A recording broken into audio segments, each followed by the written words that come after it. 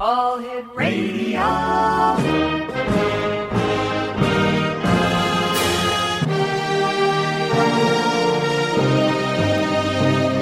Welcome to the X Zone, a place where fact is fiction and fiction is reality. Now, here's your host, Rob McConnell.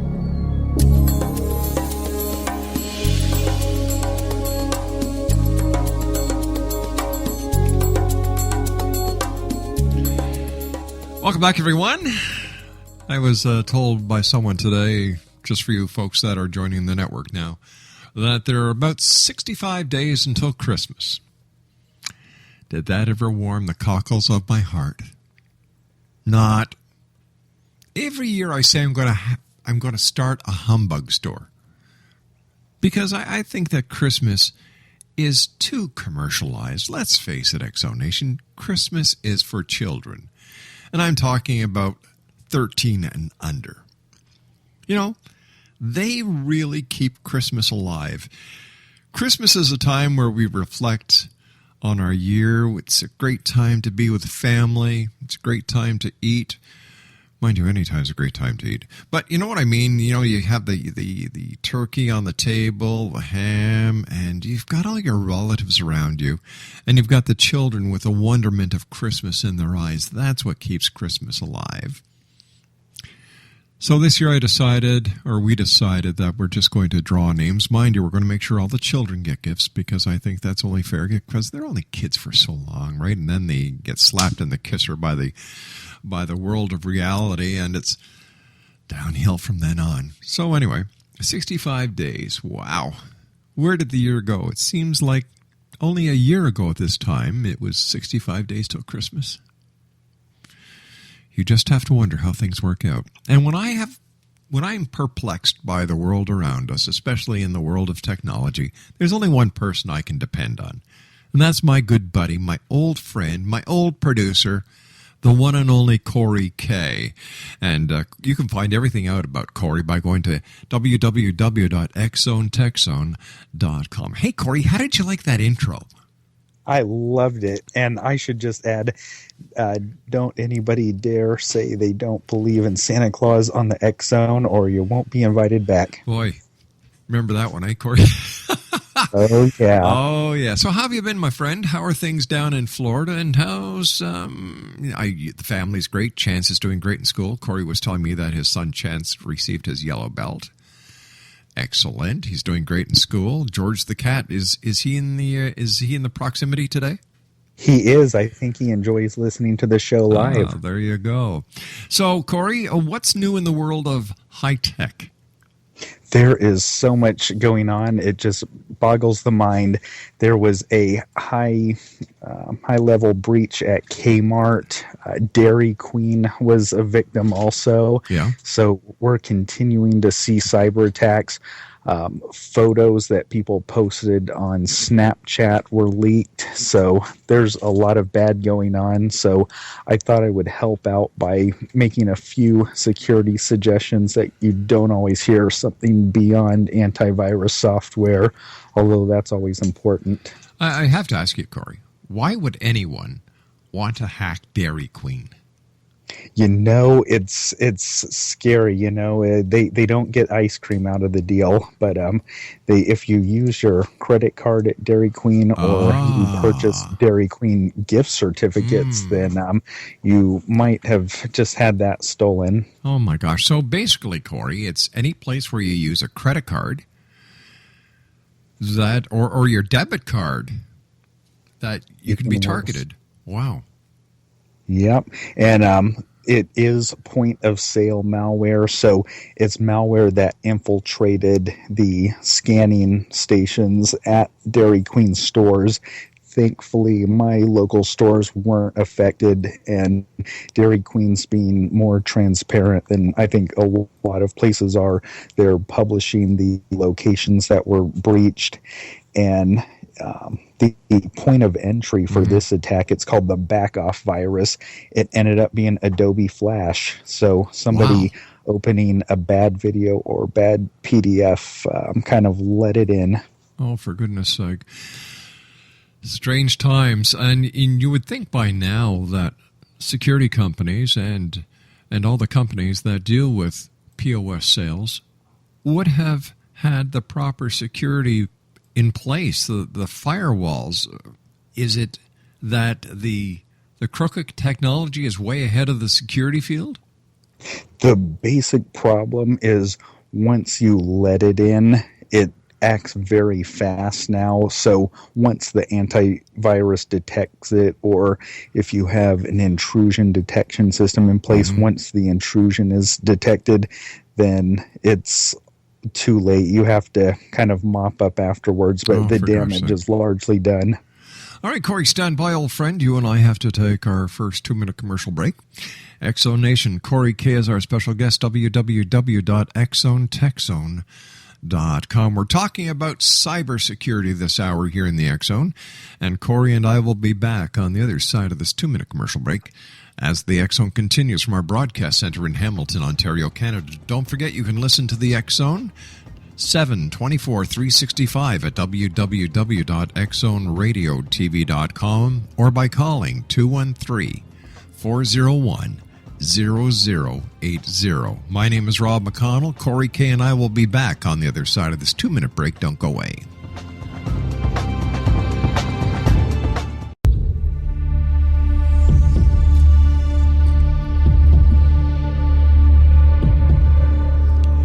Welcome back, everyone. This is the X Zone. I am Rob McConnell. Corey K is our special guest of this hour. www.exxontechzone.com. Corey, we were talking about the Dairy Queen breach before we went to the commercial break, but you were telling me that K-Mart also had a security breach. Yeah, and before they even publicly announced it to the major news outlets, I had gone to the K-Mart site to see if there were any deals for that week, and it said, attention customers, and it mentioned that there had been a breach of some kind, and it was infected with a form of malware that was undetectable at the time by current antivirus systems, which is very scary. Now, if a store like that were to update their security software now that the signature is known, now it can detect the problem, but it didn't help prevent the breach before it was widely known. What's law enforcement doing about all this, Corey? In Kmart's case, I don't know exactly. In some cases, the company will keep it a secret. They want to control the information that is released. I know that the company themselves is notifying customers that were affected and suggesting that you change passwords, although this particular attack didn't really affect those type of Kmart accounts that much that I think a password change would really help you out, but they want to be cautious. So here you deal with these companies in good faith just to find out that, they're really not keeping your best interest at heart, because if they were, Corey, wouldn't they be doing more than just waiting for these accidents to happen or these criminal acts from happening? I think so, and I'll tell you what I see happening in a lot of larger businesses right now. They'll invest a lot of money in these software systems, and they'll find out later on that the software system has some point of vulnerability, and at that point they've invested so much money in their software that they're very reluctant to change. For the longest time, Java and Adobe Flash really powered a lot of devices, televisions, point of sale systems, even vehicle consoles, and we're finding out how vulnerable Java and Flash really are. And there are alternatives to those two. In websites, you can opt not to use Flash anymore. The HTML5 standard it provides for directly putting videos into websites without going through Flash, which is actually better for mobile users too, who have devices that aren't Flash friendly. Wow, that's good to know. Mind you, wouldn't somebody just be able to go into their local Kmart store from near corporate office and go into the computer section and buy antivirus software that they could use? Yeah, that's a good point. And the thing that's scary about some of these high-level attacks is there's not a lot that the customer themselves can do, because the responsibility for the security in the systems that are actually hacked, it really depends on the store. So it's the store's responsibility. The masters of the web servers, it's their responsibility for security. But in some cases, antivirus software is just not enough. This must be a nightmare for credit card companies. It is, and I had inside firsthand knowledge of that. I saw fraudulent charges every single day. I would almost say that when I did work for the credit card companies, fraud-related calls were probably one of the most common call types, and the vulnerabilities were all over the place. I mean, Neiman Marcus, PayPal, Wawa gas stations, I mean, you name it, I saw a fraudulent charge.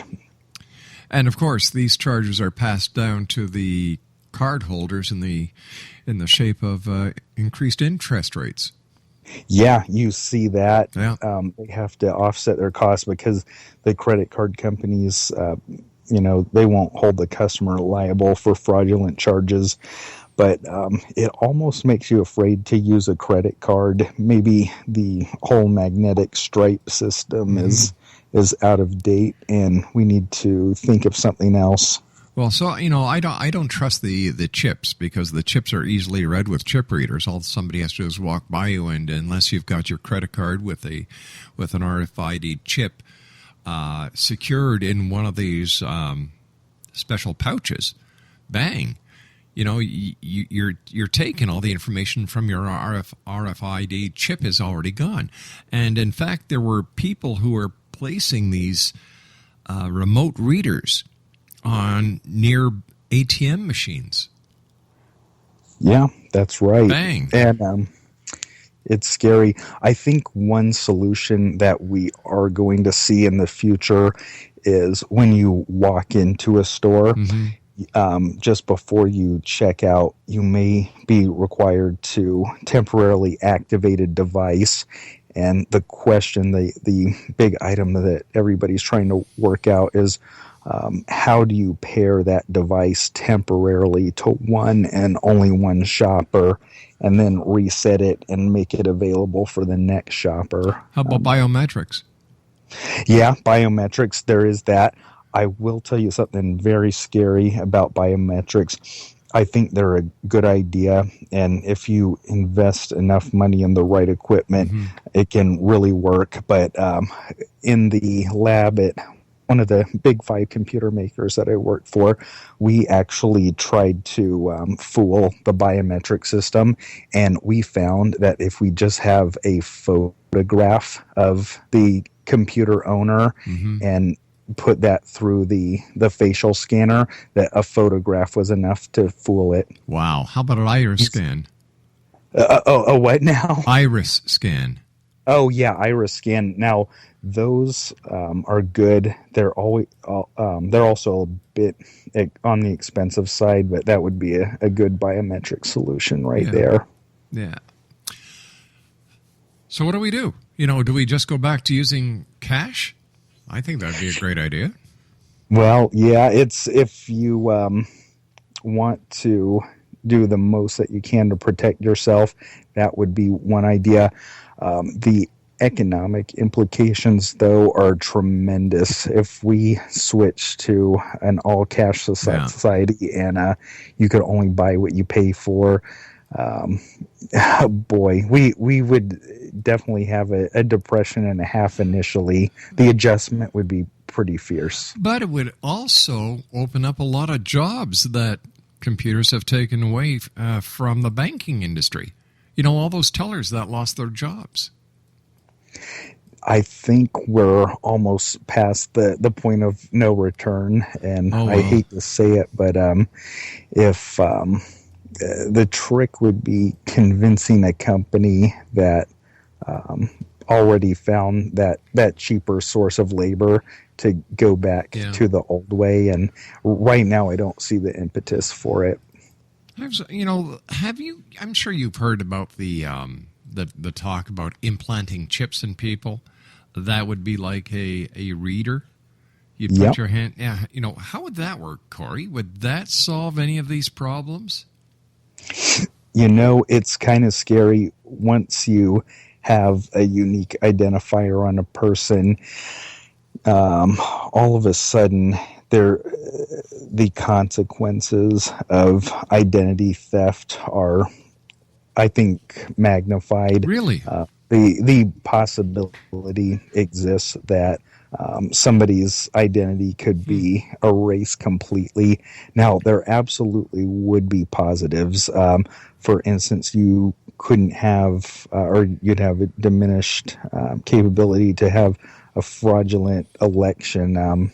You wouldn't have non-registered voters. Oh, come on, that doesn't happen. You know that doesn't happen. Fraudulent elections? Oh, say it isn't so. But I understand your point. That would be an excellent way of doing it. Yeah. So there are a lot of ways, but I'll tell you what really has scared me in the past few weeks. There was a story this week about a company that made a router that was completely anonymous. It was the safest router you can imagine.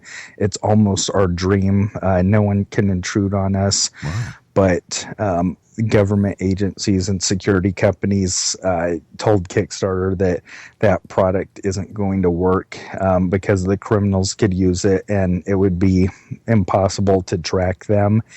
And we've gotten to this situation now where privacy just doesn't exist. You can't be anonymous online. The government won't even let you anymore.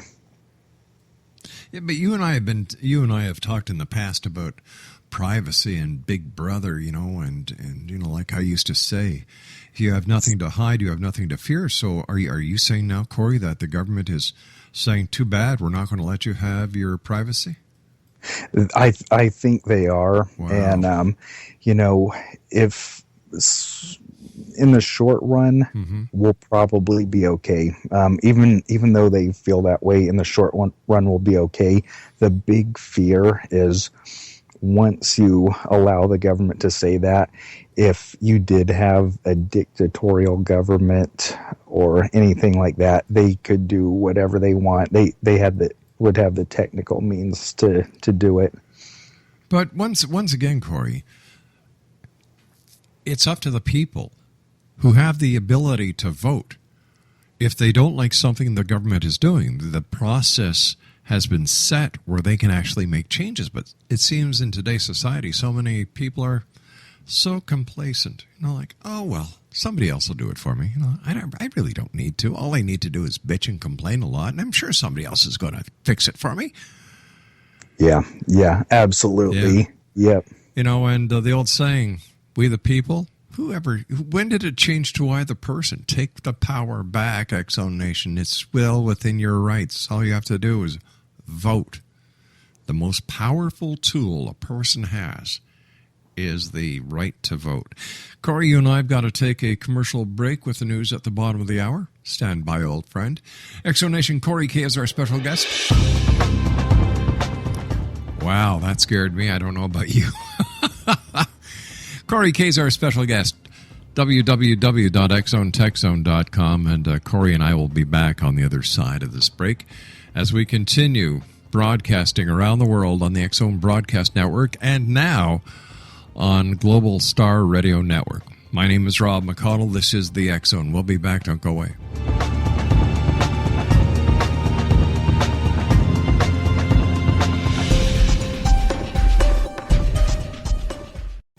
I'm Rob McConnell, and welcome to the X-Zone, a place where fact is fiction and fiction is reality. Today on the X-Zone, are people really being abducted by aliens?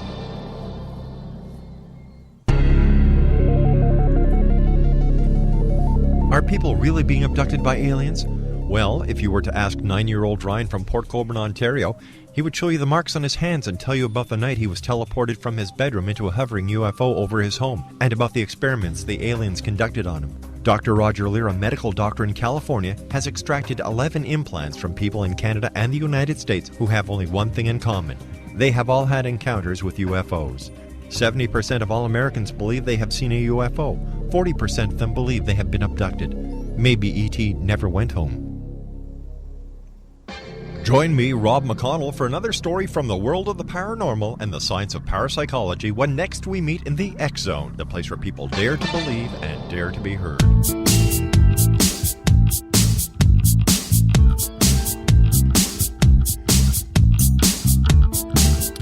Welcome back, everyone. Corey K is my guest this hour, www.xzonetechzone.com. And you don't know, Corey, I was just listening to that vignette that we did many years ago on the abductions.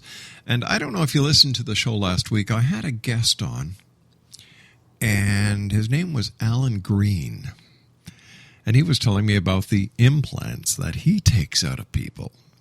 Oh, geez. So I said, well, what do you do with them when you take them out? Do you send them to a lab? Do you take pictures of them? He says, oh, you can't see them because they're esoteric. Oh, how convenient. I said, well, wait a minute. I said, if they're esoteric, I said, well, how do you know they're there if they're esoteric? He said, well, the aliens tell me. Oh. Then he was telling me that when he and his wife, he and his wife are also commanders in the Galactic Federation of Light. Oh, wow. Hey, it gets a little stranger. Listen to this, my friend. And Corey, you know better than most people the strangeness that we have both listened to firsthand over the years. Anyway, he said when he and his wife got married, they looked up in the sky, and there were these massive numbers of starships. And as they flew over them, they tilted sideways as a salute to their commanders. Oh, boy. Once again, I said, so did you take any pictures? He said, well, no, because they're esoteric. I said, so what you're telling me is that they're invisible. He said, no, they're esoteric. I can see them. I said, could I see them? He says, no. Well, then I said, they're invisible. Oh. Anyway, just had to share that with you. Oh, yeah. Well, hey, for the people who are worried about that stuff, I can tell you about incognito mode on your browsers, and maybe it can prevent the aliens from intruding on our browsing. Oh, geez. Or just put tin foil over your head, and that'll work, too. Huh? We talk a lot about security measures to protect ourselves, yes. And antivirus software always comes up, but there are other things that we can do to protect ourselves that I've never mentioned before, and that incognito mode is one such measure. It's available in Internet Explorer, Safari, Firefox, Chrome, and it sends do not track requests to any website that you visit. How does it work? Well, it's basically every time you connect to a network, you are sending out signals straight from your router, and just all kinds of signals. If you wanted to find just the name of the next closest router, something like that, you could send a ping. You could send a ping to yahoo.com, any network connected, internet connected machine that you can access publicly. You just send out signals all the time. And this is one more type of signal. And unlike the other signals that broadcast your address, this type of signal doesn't send the flag that contains your address, basically. Okay, so is that an advantage or a disadvantage? Will some websites refuse to let you access them because you're not sending this transponder ping? It is possible, and something that I have always detested. A lot of websites, the big ones really, they won't let you visit them or order things if cookies are not enabled. So, there are ways to get around this technology. Other measures, though, that you wouldn't normally think of, covering your webcam when it's not in use. You can always take it off, put it somewhere else, unplug it. That's a good measure. But they also have spy covers that are available now for pretty cheap. You can put a cover on it. Not such a bad idea.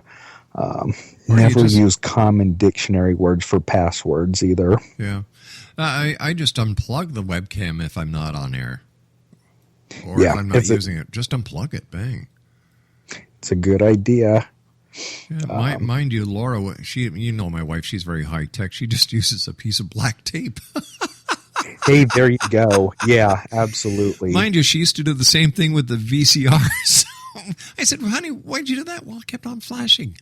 I said, well, you just set the time. Oh, I don't know how. It's easier to take the tape.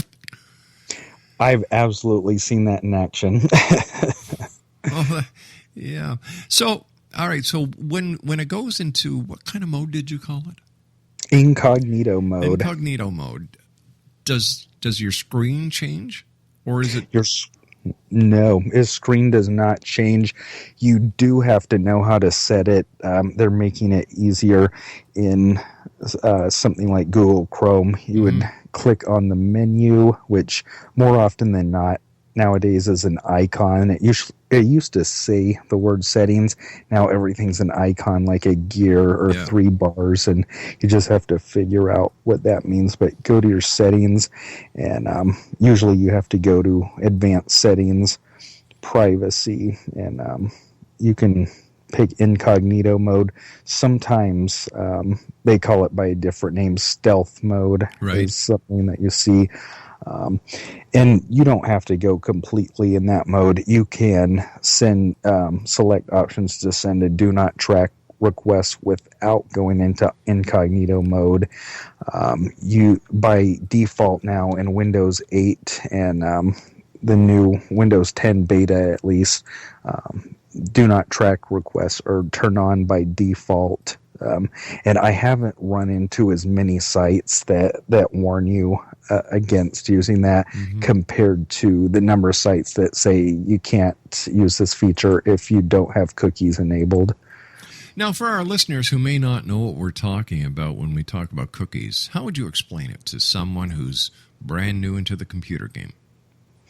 Every time you visit a website, if you want to send that website any information, like if you want to register with the website and you want to send that website your name, phone number, anything like that, there are several ways that a website can capture that information from you, but the most common way is to use a cookie. And a cookie actually stores your information locally on your machine. You do send it once to the administrator of that web page or the web server. But one of the ideas behind cookies is you don't have to re-enter this information always. The next time you go to a website, the computer will have the information stored there and it can just retransmit it more easily.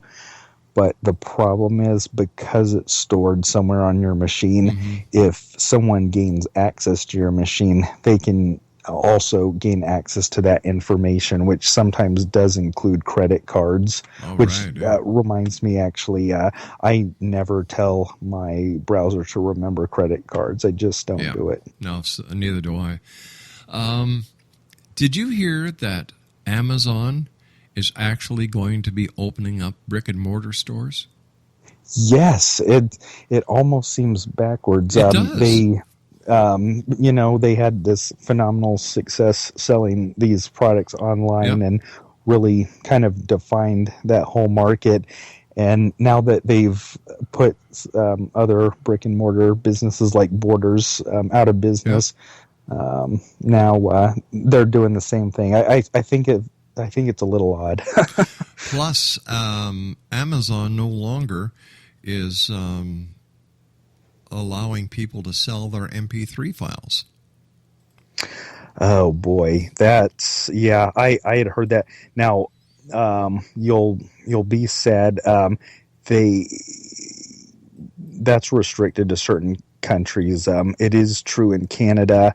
In the U.S., the Amazon MP3 service is still good. Really? But it is kind of discriminatory. I'm sure they have their reasons. I don't know what they are, but I can still use them. But I was reminded many years ago, AOL seemed like a company on the rise and a company that wouldn't go away. Whatever happened to AOL?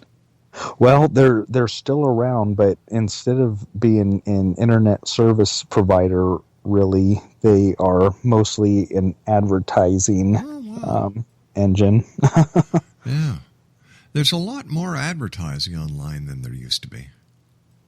Yeah. And I guess, at least from my perspective, we've seen a curve. I remember when I first started using the internet, I remember getting these pop-up ads all the time, and nobody liked those. And they went away for a while, but now what I've noticed is every time you go to a website, you'll see this new window pop up inside, and you usually have to X it out to close it. But that is a JavaScript window, and to me, it's not only is it every bit as annoying as the old pop-ups, but if you're on a mobile device, that X or that method to close it out isn't always visible, and it really kind of diminishes the user experience, I think. I would really love to know the logic behind Amazon opening up brick and mortar stores. That boggles me. It does. I guess they see the opportunity there. They are a sort of general purpose store, and they have enough power, I think, to become another Walmart if they choose to go that way.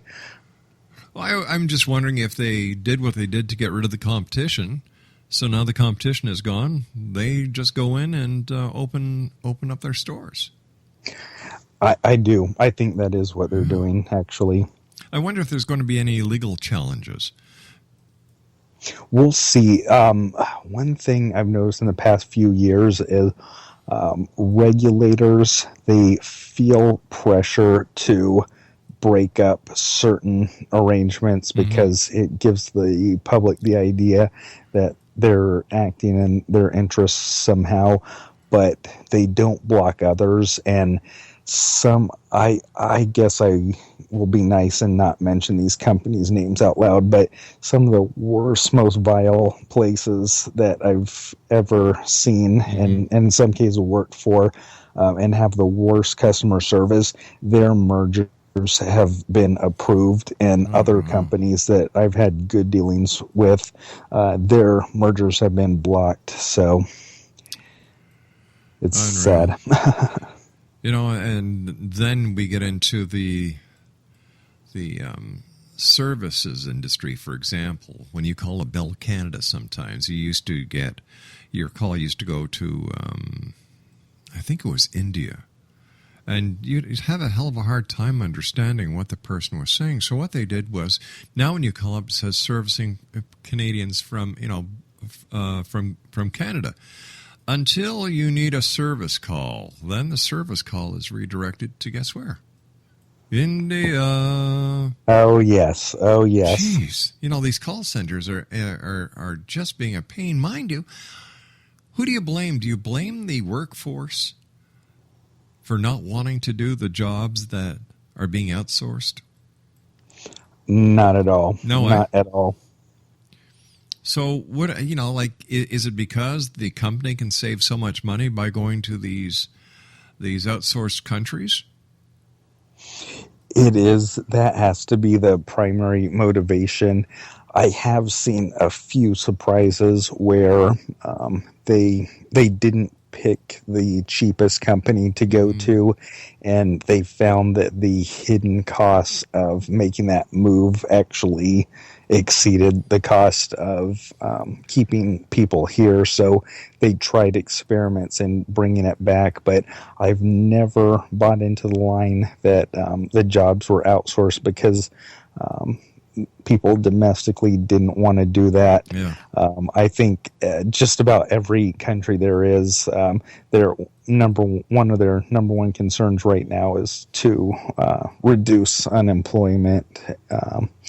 But actually, just in the last 3 months at the place that I worked, another one of our divisions, the one I started in, got sent to the Philippines. Oh, my gosh. Oh, yeah. In fact, anyone using Ring Central, their service department and their customer service department is in the Philippines as well. Yeah. And now there are virtual offices that you can rent online in India. That's right. You can hire secretaries in other countries. This is, the entire landscape is changing, Corey, and it's one thing that doesn't change, my friend, are commercial breaks, because we've got to take another one right now. X-Zone Nation, Corey K is our guest, www.xzonetechzone.com, and Corey and I will be back on the other side of this break as we wrap up this hour with yours truly, Rob McConnell, and my good friend, the one and only Corey K. Don't go away.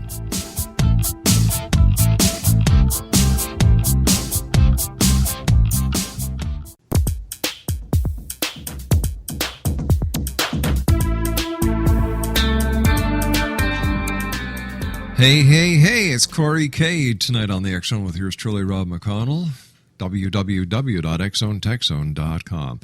First of all, Corey, I want to thank you so much for coming on. It's always a great pleasure talking to you, my friend. It's great working with you. And one quick question: the Ebola scare that is going around the world. Anything happening in Florida with it? Yeah, the news broke this week that it's possible that someone who was traveling in West Africa did get infected, and from what I understand, they shipped that person right out of the state. Wow. We have an aggressive governor right now, and it's something that he would do. So I think that's the best thing to do. In fact, I've got my online petition at www.stopebolapetition.com that basically I'm trying to get enough signatures to make a dent in the, with the government here in Canada, with the Prime Minister, Mr. Harper, and Stephen Blaney, our Minister of Public Safety, as well as other members of Parliament, that say, hey, listen, anybody trying to get into Canada from the African countries that are affected with Ebola, don't let them in. Don't let them on the plane. Quarantine them not for 21 days, but as the World Health Organization is saying, 42 days. Once they complete the quarantine and there's no sign of any Ebola, then they can get on a plane to come to Canada. But until then, just keep them out. Whether they're a Canadian, whether they're a visitor, I don't care. Keep them out. Maybe Douglas Adams was right. 42 is the answer. Yeah. The World Health Organization is saying 42. The Center for Disease Control says 21. So who do you believe? I'd err on the side of safety. You and me both, my friend. Quickly, we've got about 2 minutes. Let's talk about China. What's going on there? Hong Kong, people are rising up protesting, and I think the Chinese government is eager not to have a Tiananmen-style crackdown. Mm-hmm. But they are very concerned about this. They want to restrict what people can do online. And what they've done recently is they've actually hacked into iCloud somehow, and they put a certificate on the page that's invisible to Safari users that allows them to monitor their activity, and they're specifically looking for anything protest related. And if you're a Firefox or Chrome user, you can escape, or you'll get a notice that this is happening. But if you go through iCloud or Safari, you won't even know it's happening. You were telling me off air that there was it China that was hacking into the iCloud? Yeah, China. Yeah. My God. It's going to be interesting to see what happens there. I can understand the people's anger. It's supposed to be democratic, and it seems like it's anything but democratic. Absolutely. And 10 million iPhone 6s were sold, 5 million perhaps going to China, Yeah. and so they're trying to hack into it before it's even released. Plus, Samsung, their sales are really plummeting. Yeah, they're hurting right now. There have been some big surprises this week. Yeah. Hey, listen, buddy, you and I have got to say so long for tonight. I want to thank you so much, Corey. You'll be back next week, I hope, if all goes well and you're able to. Please give my best a chance, give my best to your missus, and give George a pet behind the left ear for me, because I know he likes that. Oh, he does. All right, Exxon Nation, Corey K, www.exxontexon.com. Take care, my good friend. Be safe. Exxon Nation, that's it for this hour. I'll be back on the other side of this news break at 6.5 minutes past the top of the hour as the Exxon continues on the Exxon Broadcast Network and our growing family of broadcast affiliates right around the world. My name is Rob McConnell. I'll be back. Don't go away.